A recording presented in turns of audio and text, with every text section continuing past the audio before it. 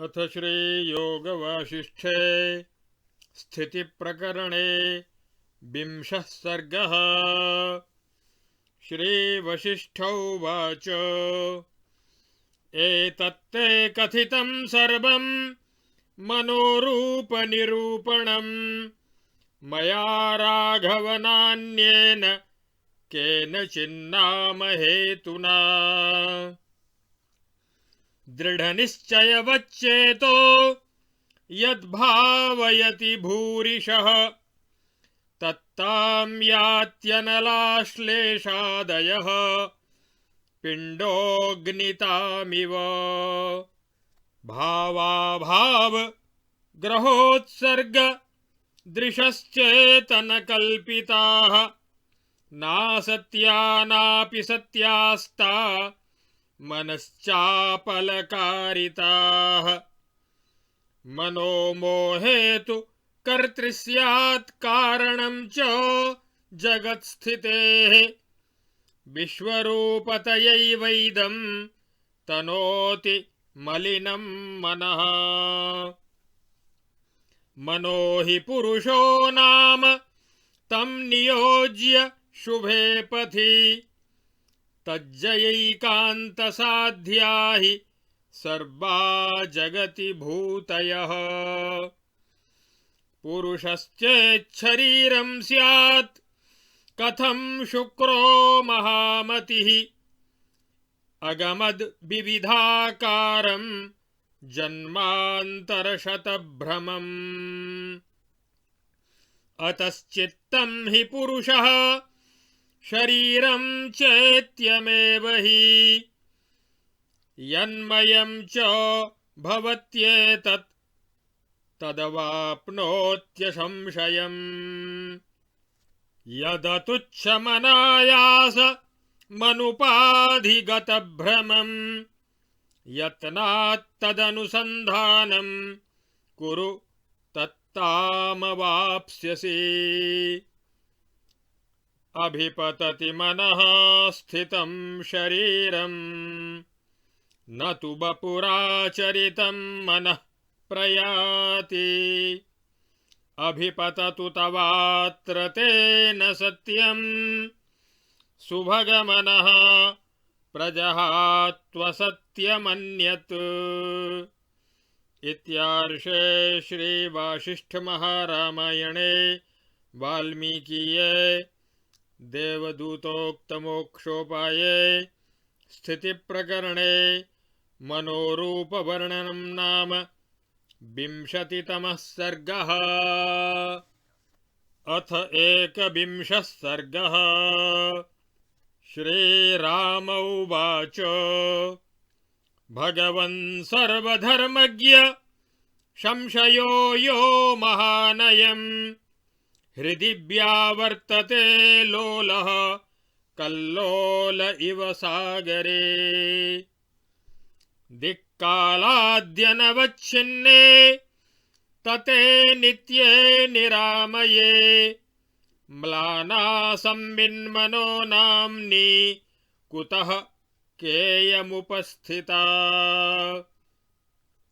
यस्मादन्यन्न नामास्ति न भूतं न भविष्यति कुतः कीदृक् कथं तत्र कलङ्कस्तस्य विद्यते। श्रीवसिष्ठोवाच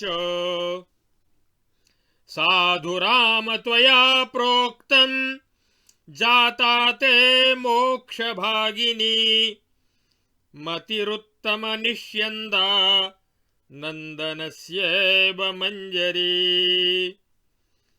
पूर्वापरविचारार्थ तत्परेयं मतिस्तव सम्प्राप्स्यसि पदं प्रोच्चैर्यत्प्राप्तं शङ्करादिभिः।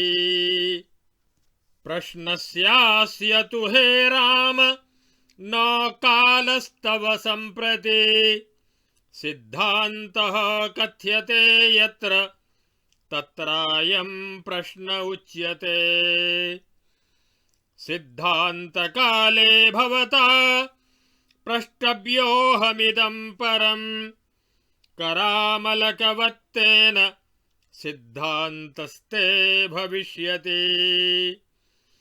सिद्धान्तकाले प्रश्नोक्ति रेषा तव विराजते प्रावृषीवहि केकोक्तिर्युक्ता शरदि हंसगीः सहजो नीलिमा व्योम्नि शोभते प्रावृषः क्षये प्रावृषित्वतनूदग्र पयोदपटलोत्थितः अयं प्रकृत आरब्धो मनो निर्णय उत्तमः यद्वशाज्जनता जन्म तदा कर्णय सुब्रत एवं प्रकृतिरूपेयं मनो मनन धर्मिणी कर्मेति रामनिर्णीतं सर्वैरेव मुमुक्षुभिः शृणु दर्शनभेदेन तन्नामाभिमताकृतिं वाग्मिनां वदतां यातं चित्राभिः शास्त्रदृष्टिभिः यं यं भावमुपादत्ते मनो मनन चञ्चलं तत्तामेति घनामोदमन्तस्थः पवनो यथा ततस्तमेव निर्णीय तमेव च विकल्पयन् अन्तस्थया रञ्जनया रञ्जयन् स्वामहं कृतिम् तन्निश्चयमुपादाय तत्रैव रसमृच्छते यन्मयत्वं शरीरे तु ततो बुद्धीन्द्रियेषु च यन्मयं हि मनो राम देहस्तदनु तद्वशः तत्तामायाति गन्धान्तः पवनो गन्धतामिव बुद्धीन्द्रियेषु बल्गत्सु कर्मेन्द्रियगणस्ततः स्फुरति स्वत एवोर्बि रजोलोल इवानिले कर्मेन्द्रियगणे क्षुब्धे स्वशक्तिं प्रणयत्यलं कर्म निष्पद्यते स्फारं पांसु जालमिवानिले एवं हि मनसः कर्म कर्म बीजं मनः स्मृतम् अभिन्नैव तयोः सत्ता यथा कुसुमगन्धयोः यादृशं भावमादत्ते दृढाभ्यासवशान्मनः तथा स्पन्दाख्य कर्माख्य प्रथा शाखा विमुञ्चते तथा क्रियां तत्फलतां निष्पादयति चादरात् ततस्तमेव चास्वाद मनुभूयाशु बध्यते यं यं भावमुपादत्ते तं तं वस्त्विति विन्दति तत्तच्छ्रेयोऽन्य नास्तीति निश्चयोऽस्य च जायते धर्मार्थकाममोक्षार्थं प्रयतन्ते सदैव हि मनांसि दृढभिन्नानि प्रतिपत्त्या स्वयैव च मनो वै कापिलानां तु प्रतिपत्ति निजामलम् उररीकृत्य निर्णीय कल्पिताः शास्त्रदृष्टयः मोक्षे तु नान्यथा प्राप्ति ऋतिभावितचेतसः स्वां दृष्टिं प्रतिबिम्बन्ति स्थिताः स्वनियमभ्रमैः वेदान्तवादिनो बुद्ध्या ब्रह्मेदमिति रूढया मुक्तिः शमदमोपेता निर्णीय परिकल्पिता मुक्तौ तु नान्यथा प्राप्ति ऋतिभावितचेतसः स्वां दृष्टिं प्रबिभृण्वन्ति स्वैरेव नियमभ्रमैः विज्ञानवादिनो बुद्ध्या स्फुरत् स्वभ्रमपूरया मुक्तिः शमदमोपेता निर्णीय परिकल्पिता मुक्तौ तु नान्यथा प्राप्ति ऋतिभावितचेतसः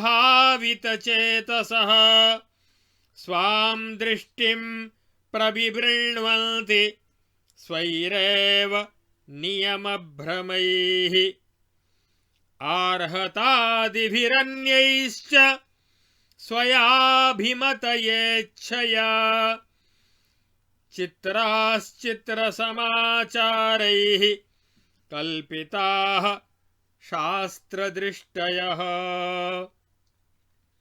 निर्निमित्तोत्थ सौम्याम्बु बुद्बुदौघैरिवोत्थितैः स्वनिश्चितैरिति प्रौढा नानाकारा हि रीतयः सर्वासामेव चैतासां रीतीनामेव माकरः मनो नाम महाबाहो मणीनामिव सागरः न निम्बेक्षु कटु स्वादु शीतोष्णौ नेन्दुपावकौ यद्यथा परमाभ्यस्तमुपलब्धं तथैव तत् यस्त्वकृत्रिम आनन्दस्तदर्थं प्रयतैर्नरैः मनस्तन्मयतां नेयं येनासौ समवाप्यते दृश्यं सम्परिडिम्भं स्वं तुच्छं परिहरन् मनः तज्जाभ्यां सुख दुःखाभ्यां नावश्यं परिकृष्यते अपवित्रमसद्रूपं मोहनं भयकारणं दृश्यामाभासमाभोगि बन्धमाभावयानघ मायैषा साह्यविद्यैषा भावनैषा भयावहा संविदस्तन्मयत्वं यत् तत्कर्मेति विदुर्बुधाः दृष्ट्वा दृश्यैकतानत्वं विद्धि त्वं मोहनं मनः प्रमार्जयेव तन्मिथ्या महामलिनकर्दमम् दृश्यतन्मयता यैषा स्वभावस्थानुभूयते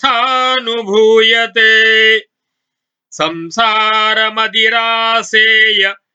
मविद्येत्युच्यते बुधैः अनयोपहतो लोकः कल्याणं नाधिगच्छति भास्वरं तापनालोकं पटलान्धे क्षणो यथा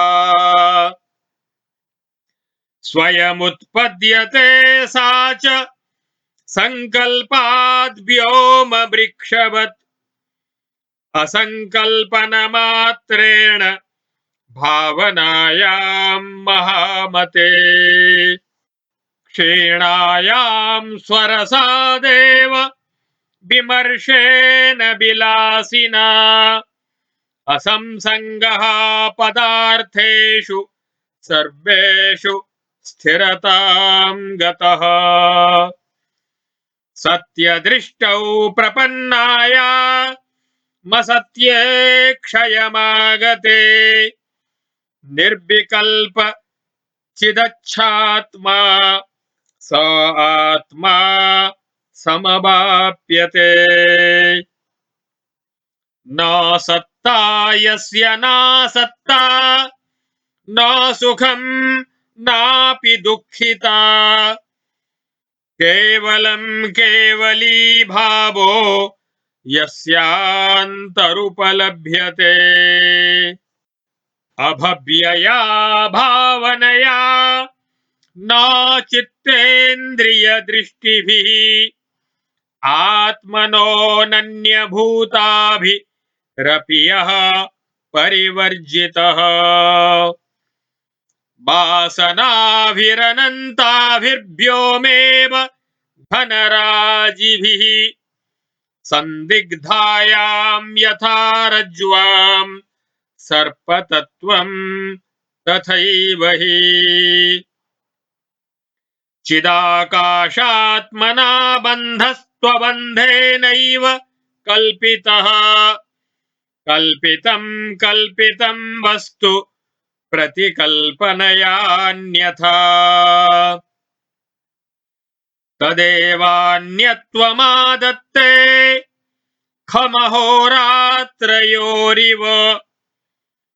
यदतुच्छमनायास मनुपाधि गतभ्रमम् तत्तत्कल्पनयातीतं तत्सुखायैव कल्पते शून्य एव कुसूले तु सिंहोऽस्तीति भयं यथा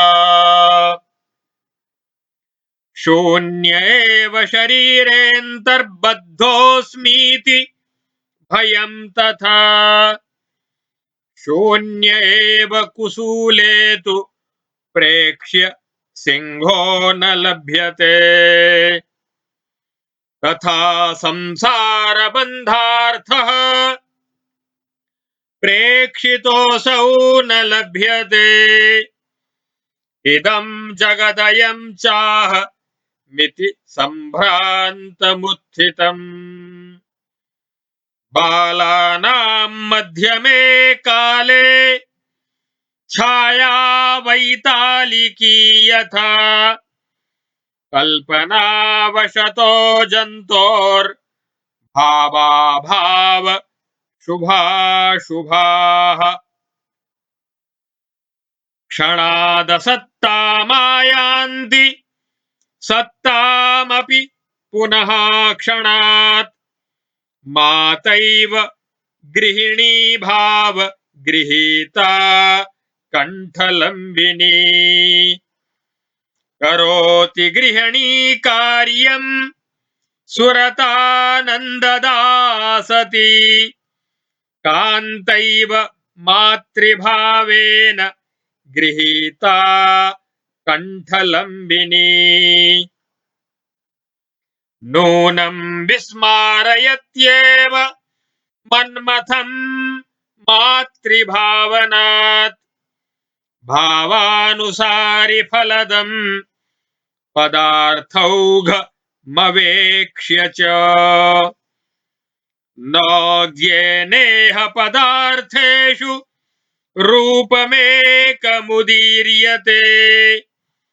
दृढभावनया चेतो यद्यथा भावयत्यलम्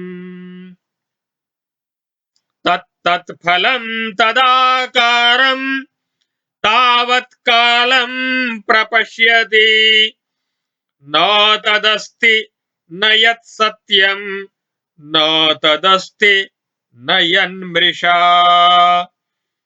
यद्यथा येन निर्णीतं तत्तथा तेन लक्ष्यते भाविताकाशमातङ्गम् व्योमहस्थितया मनः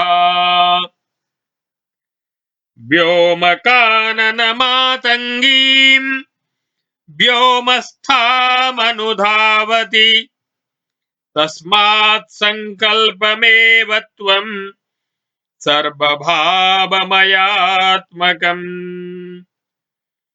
त्यज रामशुषुप्तस्थः स्वात्मनैव भवात्मनः मणिर्हि प्रतिबिम्बानां प्रतिषेधक्रियां प्रति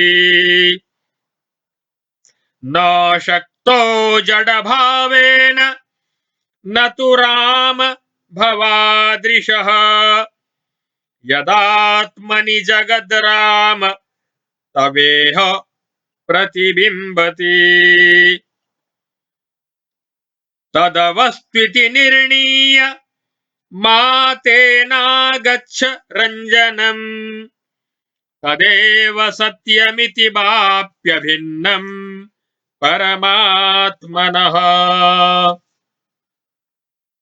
मत्वान्तस्त्वमनाद्यत्वम् भावयात्मानमात्मना चेतसि प्रतिबिम्बन्ति ये भावास्तव राघव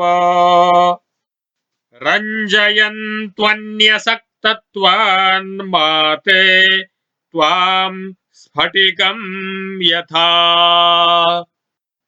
स्फटिकममननं यथा विशन्ति प्रकटतया न च रञ्जना विचित्रा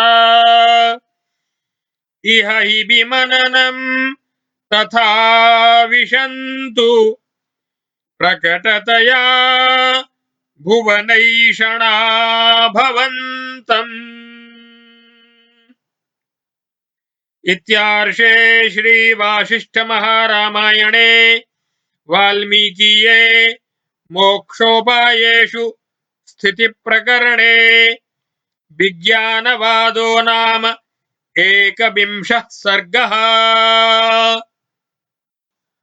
उपासनाओं के अनुसार फल की प्राप्ति तथा जागृत स्वप्न अवस्थाओं का वर्णन। मन को सत्य आत्मा में लगाने का आदेश। मन को भावना के अनुसार रूप और फल की प्राप्ति तथा भावना के त्याग से विचार द्वारा ब्रह्म भाव की प्राप्ति का प्रतिपादन इन 20 और 21वें सर्ग में किया गया है। श्री वशिष्ठ जी कहते हैं, हे श्री राम, वे जीव अपनी सिद्धि के लिए जैसे जैसे प्रयत्न करते हैं उन विविध उपासनाओं के क्रम से वे शीघ्र ही वैसे के वैसे ही हो जाते हैं। देवताओं की पूजा करने वाले देवताओं को, यक्षों की आराधना करने वाले यक्षों को और ब्रह्म के उपासक ब्रह्म को प्राप्त होते हैं। इनमें जो सर्वोत्तम है उसी परमात्मा रूप का इष्ट देव का आश्रय लेना चाहिए। श्री राम जी ने पूछा, भगवन, आप मुझे जागृत तथा स्वप्न अवस्थाओं का भेद बताइए। श्री वशिष्ठ जी ने कहा, हे रघुनंदन, जिसकी प्रतीति स्थिर हो उसे जागृत कहते हैं और जिसकी प्रतीति स्थिर नहीं होती उसे स्वप्न कहा गया है। यदि स्वप्न भी कालांतर में स्थित हो तो प्रत्यक्ष अनुभव के आधार पर उसे जागृत की श्रेणी में ही देखा जाएगा, और यदि जागृत भी कालांतर में स्थित नहीं है तो वह स्वप्न ही है। इस प्रकार जागृत स्वप्न भाव को और स्वप्न जागृत भाव को प्राप्त होता है। स्वप्न भी स्वप्न काल में स्थिर होने के कारण जागृत भाव को प्राप्त होता है और जागृत के मनोरथ भी जागृत काल में अस्थिर होने के कारण स्वप्न ही है, क्योंकि वैसा ही बोध होता है। हे रघुनंदन, मैंने तुमसे यह जो कहा है, जागृत आदि अवस्थाओं का वर्णन किया है, वह सब मन के स्वरूप का निरूपण मात्र है और किसी हेतु या प्रयोजन से यह सब नहीं कहा गया। जैसे अग्नि के संपर्क में आने से लोहे का गोला आग बन जाता है, उसी प्रकार दृढ़ निश्चय से युक्त चित्त जिस वस्तु की बारंबार भावना करता है, उसी के आकार को प्राप्त हो जाता है। भाव, अभाव, ग्रहण और त्याग आदि सारी प्रतीतियां चेतन में मन के द्वारा कल्पित हैं। ये प्रतीत होती हैं, इसलिए तो ये असत्य नहीं है, और वास्तव में ये है ही नहीं, इसलिए सत्य नहीं है। चित्त की चपलता से ही इनका निर्माण हुआ है। मन मोह का जनक और जगत की स्थिति का कारण है। मलिन मन ही व्यष्टि और समष्टि रूप से इस जगत की कल्पना करता है। संसार की सारी विभूतियां एकमात्र मन को जीतने से ही प्राप्त होती हैं। चित्त जिसकी भावना में तन्मय होता है, उसे निस्संदेह प्राप्त कर लेता है। सौभाग्यशाली श्री राम मन के द्वारा अभिलषित देश या विषय को शरीर प्राप्त होता है, परंतु शरीर के द्वारा आचरित देश या विषय को मन नियमतः प्राप्त नहीं होता। जैसे सुगंधित पुष्प के भीतर स्थित हुई वायु उसकी घनीभूत सुगंध को प्राप्त कर लेती है, उसी प्रकार मनन से चंचल हुआ मन जिस जिस वस्तु की भावना करता है अथवा जिस जिस वासना से युक्त भाव को अपनाता है, उसी के स्वरूप को प्राप्त हो जाता है। हे श्री राम, जैसे गंध के भीतर स्थित हुई वायु गंध रूपता को प्राप्त हो जाती है, उसी प्रकार मन जिस भाव से युक्त होता है, उसके बाद उसका वशवर्ती शरीर भी उसी के स्वरूप को प्राप्त हो जाता है। ज्ञानेंद्रियों के अपने अपने विषय में प्रवृत्त होने पर उनसे कर्मेंद्रिय स्वरूप स्वतः ही इस तरह स्फुरित होता है, जैसे धूल मिश्रित वायु में पृथ्वी अपने आप धूलि कणों के रूप में स्फुरित होती है। कर्मेंद्रियां क्षुब्ध होकर जब अपनी क्रिया शक्ति को प्रकट करती हैं, तब वायु में धूल समूह की भांति मन में प्रचुर कर्म संपादित होता है। इस प्रकार मन से कर्म की उत्पत्ति हुई है, और मन की उत्पत्ति में भी कर्म को ही बीज कारण बताया गया है। फूल और सुगंध की भांति इन दोनों की सत्ता एक दूसरे से भिन्न नहीं है। दृढ़ अभ्यास के कारण मन जैसे भाव को ग्रहण करता है, वैसे ही स्पंद और कर्म नाम की शाखाओं को वह प्रकट करता है, तथा उसी तरह की क्रिया रूप उसके फल को बड़े आदर से उत्पन्न करता है। तदनंतर उसी के स्वाद का अनुभव करके शीघ्र बंधन में पड़ता है। मन जिस जिस भाव को अपनाता है, उसी उसी को वस्तु रूप में पाता है, और फिर वही श्रेय है, दूसरा कोई श्रेय नहीं, ऐसा उसका निश्चय हो जाता है। अपनी अपनी प्रतीति के द्वारा ही दृढ़ता पूर्वक भिन्नता को प्राप्त हुए मनुष्यों के मन सदा ही धर्म, अर्थ, काम और मोक्ष के लिए प्रयत्न करते हैं। जो अकृत्रिम अर्थात नित्य सिद्ध विज्ञान आनंद घन परमात्मा है, उसके लिए प्रयत्न करने वाले मनुष्यों को चाहिए कि वे अपने मन को तन्मय बना दें। मच्चित्ता मद्गत प्राणा बोधयन्तः परस्परम कथयन्तश्च मां नित्यं तुष्यन्ति च रमन्ति च तेषां सततयुक्तानां भजतां प्रीतिपूर्वकं ददामि बुद्धियोगं तं येन मामुपयान्ति ते। ये गीता के 10वें अध्याय के श्लोक है, जिससे उसकी प्राप्ति हो सके। यह दृश्य माया है, अविद्या है और भय देने वाली भावना है। मन की जो दृश्यमयता है, विद्वान लोग उसी को बंधन में डालने वाला कर्म कहते हैं। स्वभाव में स्थित जो यह दृश्य तन्मयता अनुभव में आती है, वही विद्वानों द्वारा मदिरा के समान संसार को उन्मत्त बना देने वाली अविद्या कही जाती है। जैसे पटल नामक रोग से अंधा हुआ पुरुष सूर्य के दीप्तिमान प्रकाश को नहीं देखता, उसी प्रकार इस अविद्या से उपहत हुए लोग कल्याण को नहीं प्राप्त होते। और वह अविद्या संकल्प से स्वयं उत्पन्न होती है। हे महामते, भावना के संकल्प को त्याग देने मात्र से जब वह क्षीण हो जाती है, उस समय रसस्वरूप आनंदमय परमात्मा के ध्यान के अभ्यास की दृढ़ता से सुशोभित श्रवण मननात्मक विचार के द्वारा सब पदार्थों में अनासक्ति स्थिर हो जाती है।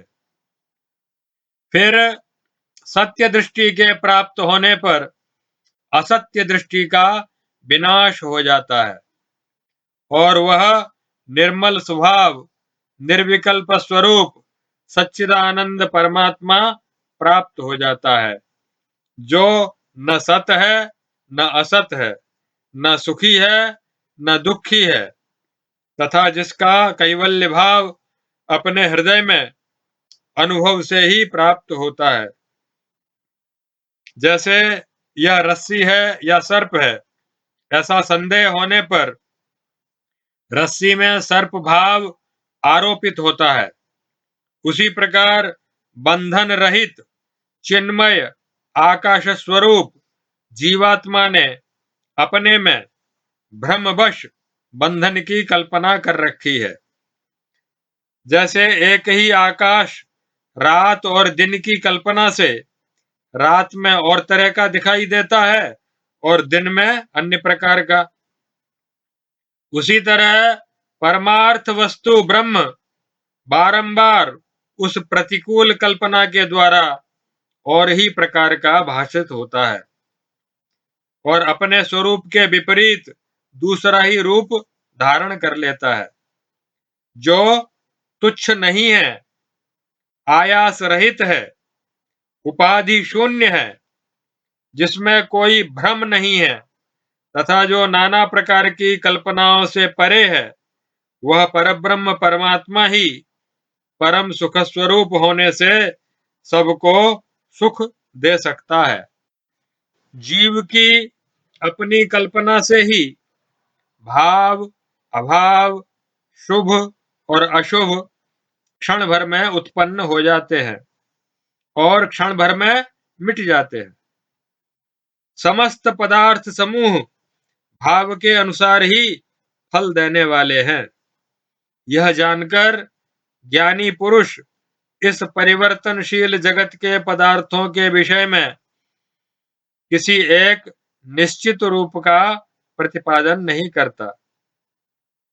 चित्त दृढ़ भावना के द्वारा जिस पदार्थ के विषय में जब तक जैसी निश्चित धारणा बनाए रखता है, तब तक उसके वैसे ही परिणाम को वह देखता या अनुभव करता है।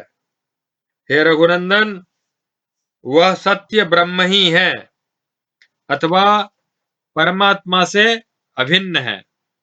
ऐसा अपने मन में निश्चय करके तुम अपनी बुद्धि के द्वारा उस अनादि अनंत परमात्मा का अपने आप में ही अनुभव करो।